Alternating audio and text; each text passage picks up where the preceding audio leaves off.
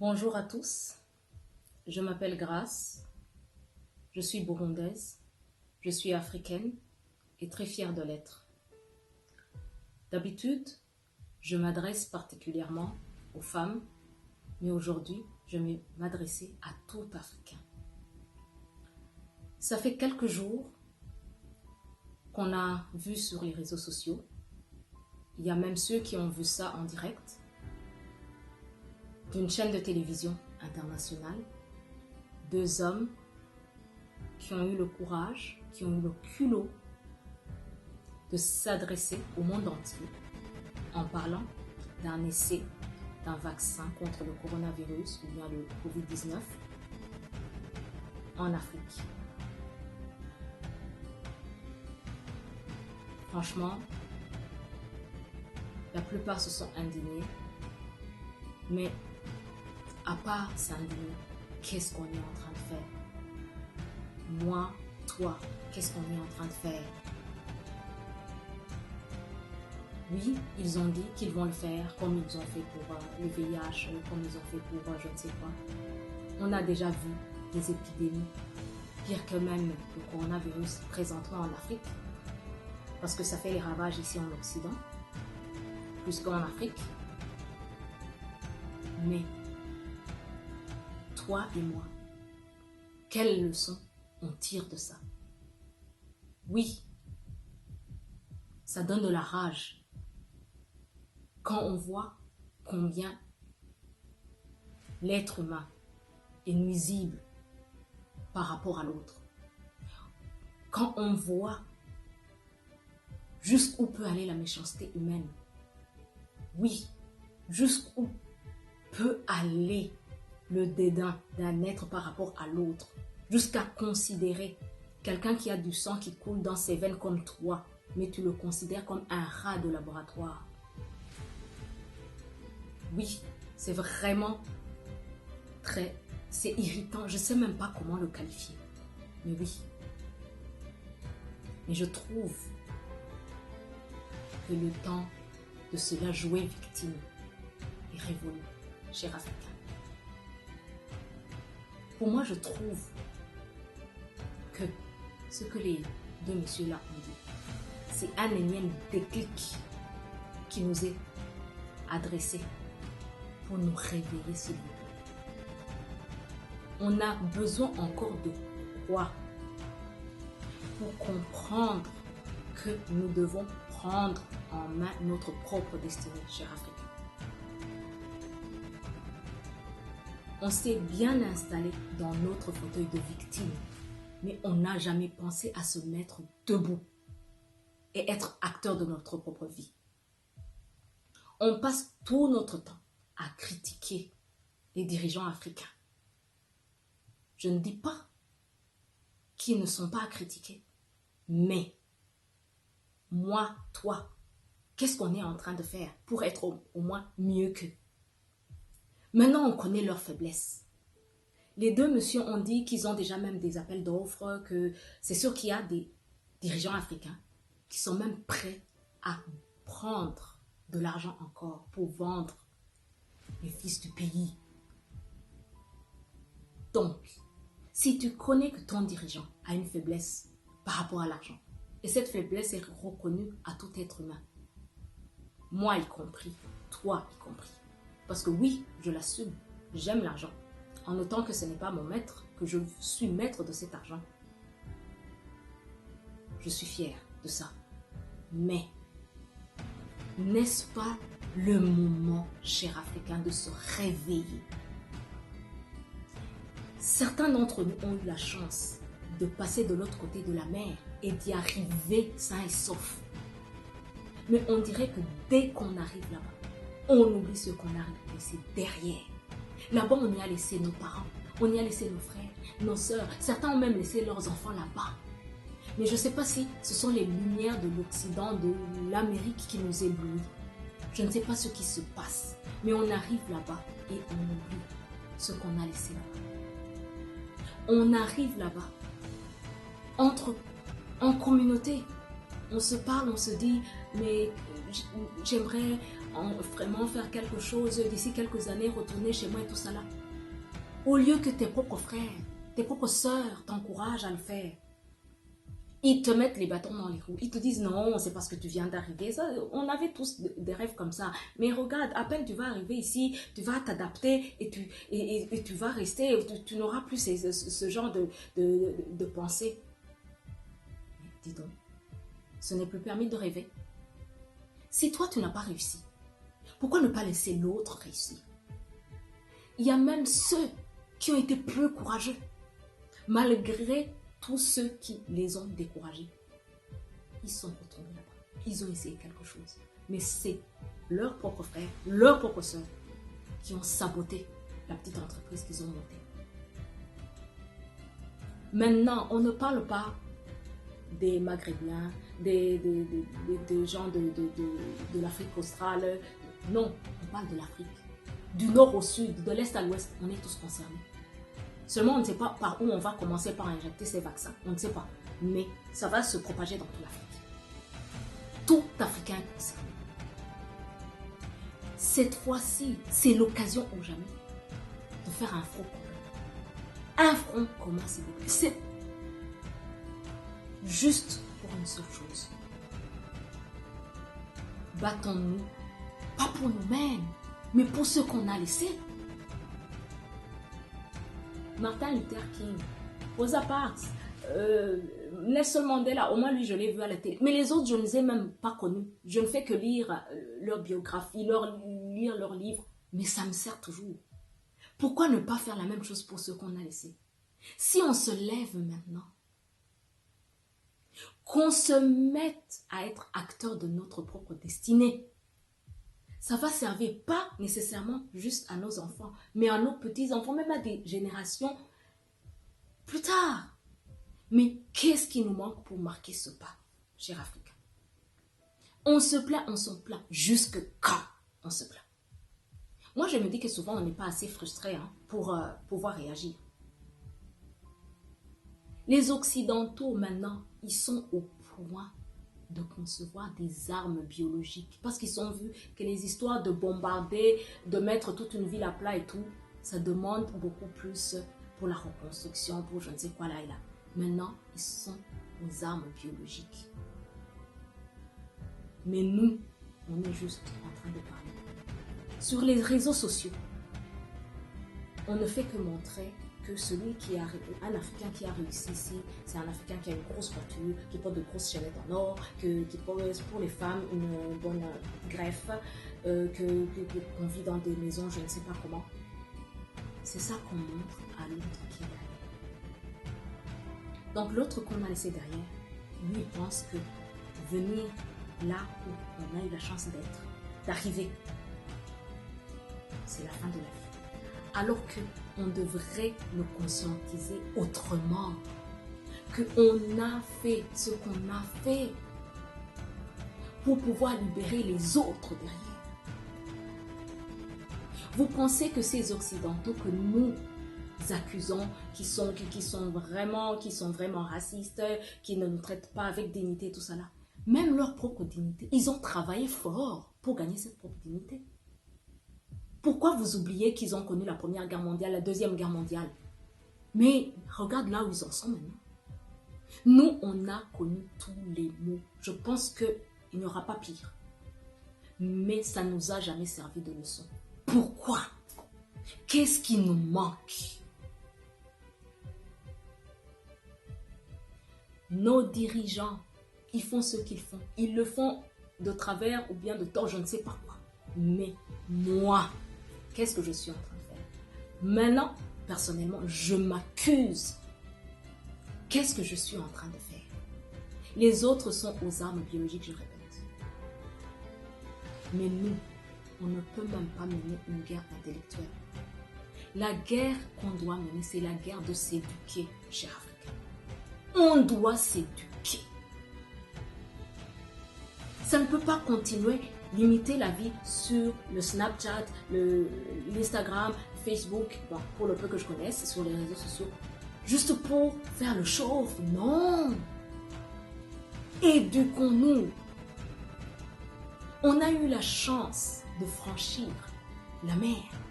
On a eu la chance d'être dans un environnement où on peut s'éduquer. S'il vous plaît, qu'est-ce qui nous manque? Et ce n'est pas n'importe quelle éducation. Maintenant, on a besoin d'une éducation financière, s'il vous plaît. L'argent, c'est le nerf de la guerre. C'est pas moi qui ai dit ça.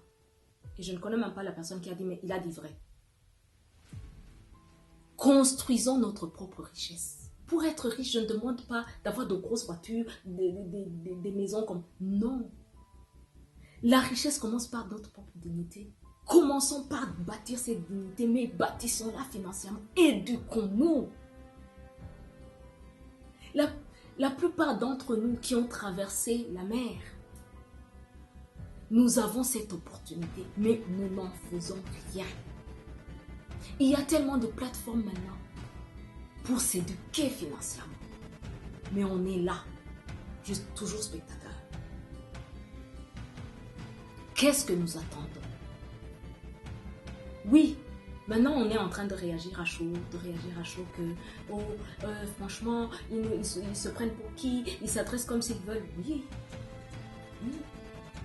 Et quelques jours plus tard, on aura tout oublié. Pourquoi? Parce qu'on manque cette vision. Eux, ils ont la vision.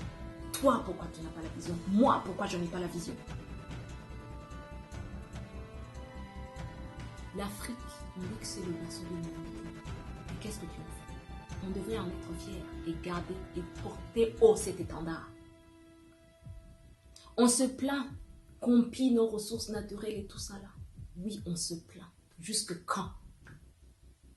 Chez moi, dans mon pays, il y a même une expression qui dit que goûter riviati, c'est-à-dire honte à toi, je te lance juste des herbes.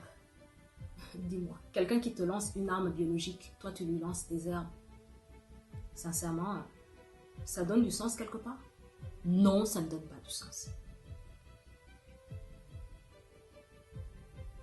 J'ai eu la chance de croiser comme ça une sœur camerounaise qui m'a introduit à une plateforme d'éducation financière. Je commence à peine à en parler à mes frères. Vous savez ce qu'ils me répondent? Et mes sœurs me disent, non, toi c'est parce que tu viens d'arriver. Tout ça là, nous on connaît. Oui, je ne refuse pas de te connaître. Et qu'est-ce que tu en as fait? Qu'est-ce que tu as fait pour que celui que tu as laissé derrière connaisse son nom? Parce que moi, tu ne m'as pas parlé. Je l'ai appris par une autre sœur, camerounaise. Alors, je ne refuse pas que tu connais. Mais pourquoi tu gardes tout pour toi? Ça, c'est le plus grand défaut de nous les Africains. On veut tout garder pour soi. On dirait que quand tu connais quelque chose que tu donnes aux autres pour en bénéficier, c'est là ta première faillite. Alors que c'est là ta première réussite. Mais maintenant, je suis sûre, on est en train de regarder les vidéos de tel, même celle-ci. Mais on va s'en moquer et on va laisser. Mais on va se partager les vidéos de télé-réalité des familles Kardashian pour voir tout ce qui brille dans le monde. Cher Africain, réveille-toi. Réveille-toi.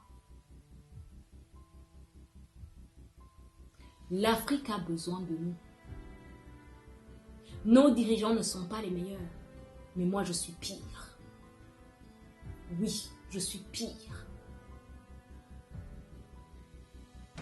Parce que moi, à chaque fois, il y a même des opposants qui se battent pour rendre les choses meilleures. Mais une fois arrivés sur le siège du pouvoir, on oublie tout. Donc j'ai peur d'être pire qu'eux. C'est pour ça que j'aime même pas me prononcer politiquement. Même mon mari s'étonne souvent. Il me dit, mais toi, quand on parle de politique, on dirait que tu n'es pas intéressé. C'est pas que je ne suis pas intéressée. Il y a plusieurs raisons à ça. 1, je ne comprends rien à la politique. 2, j'estime que mon président, c'est un être humain comme moi. Il est très imparfait. Donc, c'est pas que je le justifie, mais il a droit à l'erreur. 3, tant que je ne suis en train de rien faire pour au moins être légèrement mieux que nous. Donc, je me dis que je n'ai pas le droit même de le critiquer. Arrêtons nos critiques qui ne construisent pas. Arrêtons, s'il vous plaît, de nous plaire dans notre fauteuil de victime. On sera victime jusque quand? L'heure est grave. Maintenant, pendant le confinement, nous, les Africains, on passe notre journée sur Netflix à dispatcher des fake news, à chatter sur WhatsApp ou quoi. Les autres, quand ils sont confinés, ils sont en train de voir comment ils vont faire la version améliorée du Covid-19. Ils vont même finir par inventer une poudre qu'ils vont asperger de là-haut par un drone. Nous serons en train de dormir et personne ne va se réveiller. Mais nous, comme disent nos frères ivoiriens, on s'enjaille bien devant Netflix. Jusque quand? Jusque quand? Il y a quelqu'un qui a dit que chaque peuple a le dirigeant qu'il mérite. Moi, je commence à être convaincue que franchement, peut-être ceux que nous connaissons, nous les Burundais, quelque part on le mérite bien. Je suis sûre que je vais me faire juger dans cette vidéo. Mais on critique à distance. On ne bouge pas nos petits doigts pour faire changer les choses. Je ne demande pas de prendre les armes. Moi, je ne sais même manier aucune arme. Même un couteau, des fois, je me coupe quand je fais la cuisine. Donc, c'est que je suis vraiment très maladroite. Mais, je suis encore capable de contrôler mon cerveau. Ça, je suis capable. Et la seule guerre que je vais mener, c'est la guerre intellectuelle. Je vais m'éduquer. Bien sûr, si on commence maintenant, c'est pas demain, après-demain ou dans 10 ans qu'on va y arriver. Ça prendra même un siècle. Mais le plus important, c'est de se lever et de passer à l'action. On a tant attendu. Qu'est-ce qu'on n'a pas encore vu? De l'esclavage à Ebola, en passant par les génocides, toutes les épidémies du monde, drépanocytose qui n'a même aucun médicament. Nos propres chercheurs s'investissent, mais on envoie leurs propres frères pour les tuer. N'est-ce pas dernièrement que le Gabonais qui commençait il ne commençait même pas, il avait trouvé un antidote contre le VIH. Vous savez comment il est mort? Personne ne connaît. C'était en début février, quand le buzz sur le coronavirus commençait à prendre leur ampleur. Mais lui, on n'en parle même pas. Nos frères et sœurs qui meurent de faim chaque jour, des milliers de gens, personne n'en parle. Je ne parle pas de ceux qui sont morts en Méditerranée, ceux qui sont enfermés en Libye. Ceux-là, je fais comme si je ne les connais pas. Mais jusque quand, cher Africain? Jusque quand moi, toi, on va se réveiller? Quand? Moi, je trouve que ce que les deux messieurs-là ont fait, c'est pas une menace, c'est une opportunité pour nous. Alors, tout ce que je peux faire maintenant, je t'invite à te lever et à mener une guerre intellectuelle. Une guerre intellectuelle contre toi-même d'abord. Parce que ça fait trop longtemps que tu es somnolent là où tu es. Donc, la guerre commence par toi. Éduque-toi. Il y a quelques-uns que j'ai eu la chance de partager cette plateforme que j'ai découverte, que je vois tant d'opportunités derrière. Mais ça ne les intéresse pas. Et c'est pas grave. Mais cherche-moi autre chose. Mais je te dis, l'argent c'est le nerf de la guerre. Tant qu'on n'est pas équipé financièrement, on va mourir. Comme dit quelqu'un, on va mourir comme une poussière de farine. Je sais que quand je dis ça, les Burundais vont reconnaître ce que je dis. Oui, il faut y dire, c'est comme ça qu'on va mourir. Ceux qui sont en Amérique du Nord, je vous répète, il y a une façon de le faire. Si vous voulez, on en parle en message privé. Mais si vous ne voulez pas, non plus, on va encore être spectateur des hécatombes. Mais, s'il vous plaît, ne pointons plus le doigt aux Occidentaux. Parce qu'il y a 4 autres qui restent pointés envers nous-mêmes. Et c'est ces 4 doigts qui sont plus graves. Levons-nous, chers Africains. L'Afrique, c'est notre patrie. Au cas où on l'a oublié, la vidéo là, les 2 messieurs, vient de nous rappeler. Je ne sais pas si c'est heureusement ou malheureusement, mais je trouve ça en une opportunité de nous réveiller. Je vous exhorte, je nous exhorte, moi y compris. Levons-nous, s'il vous plaît. Levons-nous. L'heure est grave. Menons une guerre intellectuelle en commençant par nous. Je pense que c'est le peu que je peux contribuer pour l'instant. Mon frère, que j'ai laissé de l'autre côté et qui me sont vraiment chers. Si toi aussi ça te tient à cœur, tu pourras partager cette vidéo ou bien, je ne sais pas. C'est comme tu veux. Mais, franchement, ne nous plaisons plus dans notre fauteuil de victime. Nous sommes acteurs de notre propre vie. Faisons ça, là, et levons-nous. Personne ne nous a empêchés de nous éduquer jusqu'ici. Personne, à part nous-mêmes.